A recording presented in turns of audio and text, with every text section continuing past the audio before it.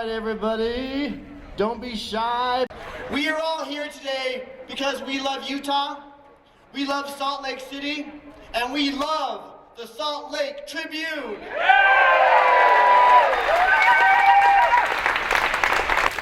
We got some kick-ass speakers for you today.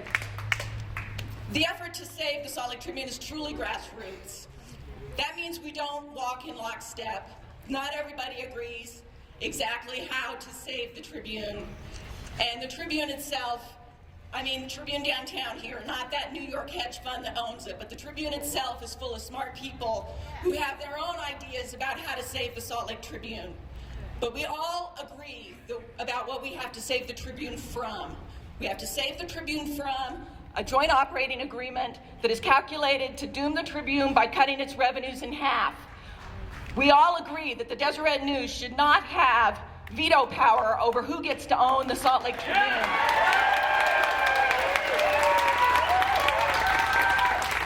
And we all agree that the Deseret News should not be able to abuse its new control over Media One. That's the entity that controls the business operation of the two papers.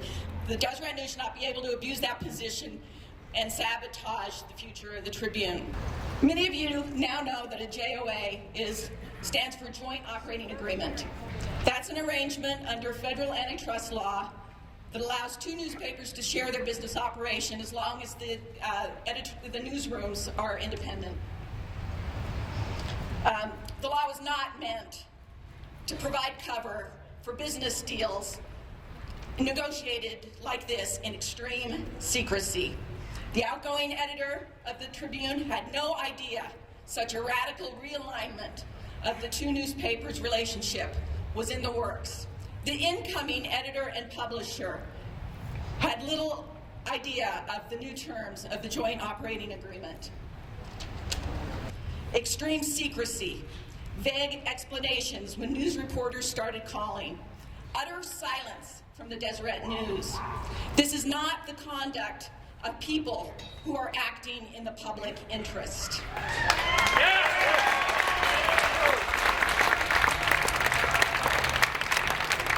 Fortunately for us, journalists at the Salt Lake Tribune are good at finding things out. Despite efforts to keep all this secret, they obtained the JOA.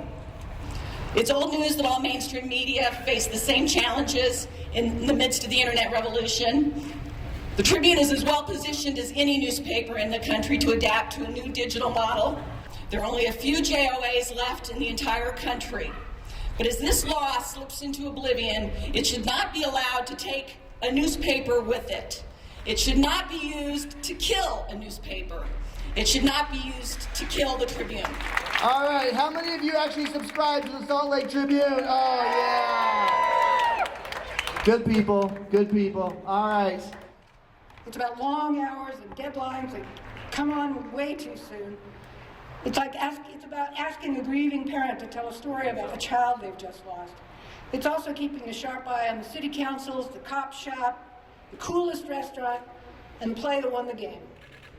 And to the Tribune's most credit lately, it's about doing the grunt work that exposes scandalous behavior at the highest levels of state government.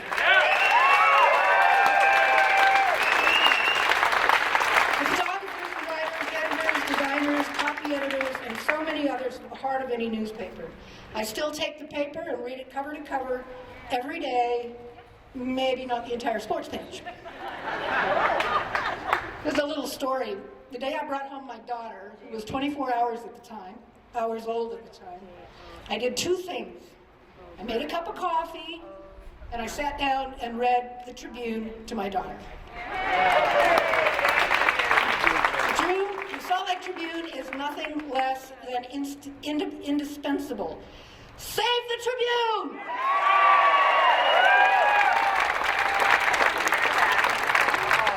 Hey, thank you so much. Peg McEntee, save the Tribune! Save the Tribune! Save the Tribune! Save the Tribune!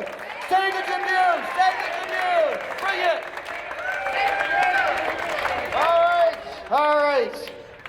Oh, I love you guys. Okay, so I want to welcome next to the mic one of our wonderful House representatives, Patrice Arent. As a member of the legislature, I can't tell you how much I rely on their excellent reporting. Today, absolutely fabulous, right? Today, I'm here and I'm so honored to introduce a family that's been part of the Tribune since 1901. Their heart is there, their soul is there. Please give a warm welcome to the McCarthys.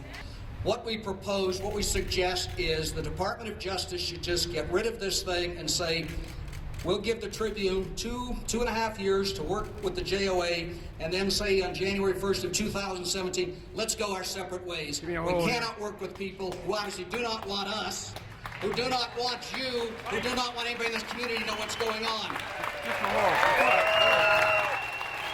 We grew up hearing from many family members always talk about the Salt Lake Tribune was bought in 1901 basically to keep an eye on the Mormon Church and the Deseret News. That's still its purpose today. Thank you all for coming. The Tribune has been very good to me in that they've let me have a lot of freedom in what I do. That was not the case with the cartoonist from the Deseret News. Every day he'd have to draw a rough sketch of what his idea was, and he would have to submit it to the editorial page editor, who would have to initial it. Then he would take it to the managing editor, who would then initial it if he approved. Then he had to take it to the publisher, who would initial it if he approved, before he could sit down and actually do the final copy. And if there was any question about whether the cartoon was appropriate, it would go across the street to 50 South Temple so that they could approve. I did a cartoon years ago, a couple of people sitting on a park bench, and one has got the Salt Lake Tribune, the other guy's got the Deseret News.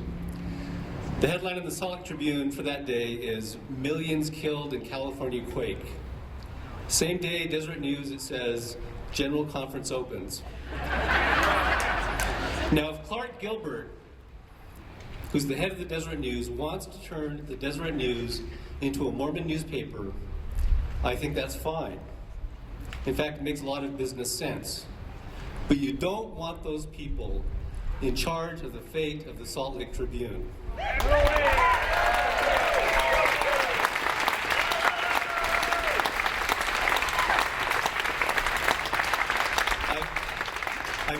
I'm not here to speak for the Salt Lake Tribune, but I think I am here to give voice to a lot of the employees, to a lot of my colleagues who have not been heard in this whole thing.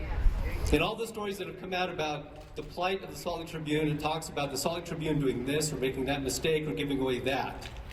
What the stories actually mean is that the owners of the Salt Lake Tribune did this or that, not the employees. When I think of the Salt Lake Tribune, I think of Robert Kirby. When I think of the Salt Lake Tribune, I think of Paul Raleigh. And even though he doesn't sign his name to his editorials, George Pyle is one of the greatest editorial writers in America today.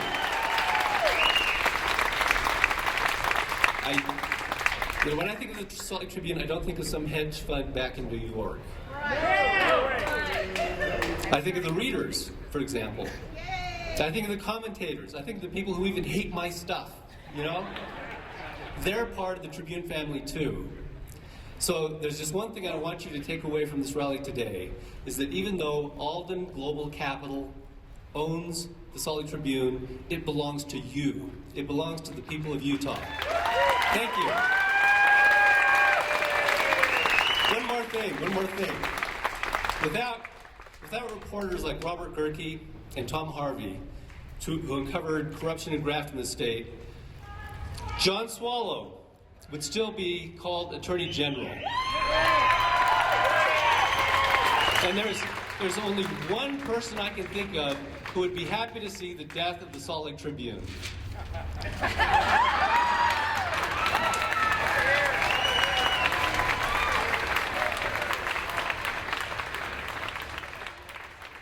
The Tribune is not having this problem because it's not making money in the marketplace. Here's why we're having problems. Somebody took over through a long, complicated legal morass. Somebody took over the paper, And they added a lot of debt and bought a lot of other papers. And pretty soon they couldn't pay the banks back. And lumped in with a whole bunch of other newspapers, the Salt Lake Tribune was sold off to a New York hedge fund. The hedge fund had it, and Clark Gilbert says, well, the hedge fund came to me. Well, maybe they did. But then the discussion, presumably by looking at the contract they came up with, went something like this.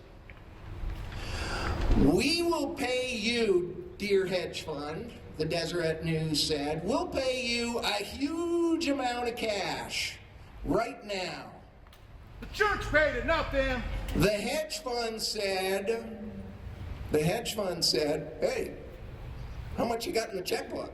You know, we expect hedge funds to do certain things, and they did just as would be expected. It was all about how much money will you give us?